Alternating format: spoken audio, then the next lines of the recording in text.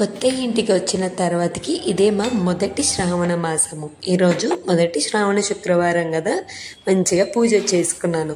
ముందు రోజు కిచెన్ అంతా నీట్గా చేసుకున్నాను, కానీ పిల్లలు బాక్స్ పెట్టేసరికి మళ్ళీ ఆయిల్గా అయితే నీట్గా చేసుకొని ఫ్రెష్ అప్ అయిపోయి స్టవ్కి మంచిగా పసుపు కుంకుమతో అలంకరించుకొని ధూపం వేసుకున్నాను.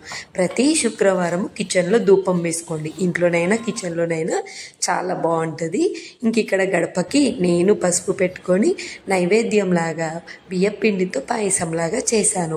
మళ్ళీ 12 అయితే దీపం పెట్టుకోలేము, అప్పటికి లేట్ అయిందని ముందు రోజే దేవుని ఫొటోస్ అన్నీ నీట్గా చేసుకొని ఈరోజు బొట్టు పెట్టేసుకుంటున్నాను. మా ఇంట్లో బిల్వదళం చెట్టు ఉంది, 2 అంటే 2 తెచ్చేసుకొని శివయ్యకు పెట్టి మంచిగా పూజ చేసుకున్నాను. పూజ చాలా ప్రశాంతంగా అయింది, పిల్లలు కూడా లేరు కదా డిస్టర్బ్ చేయడానికి. పూజ అంతా అయిపోయిన తర్వాతకి ఇంటికి మొత్తానికి ధూపం అయితే ఇలా వేసుకున్నాను. మీరు ఎలా చేసుకున్నారు?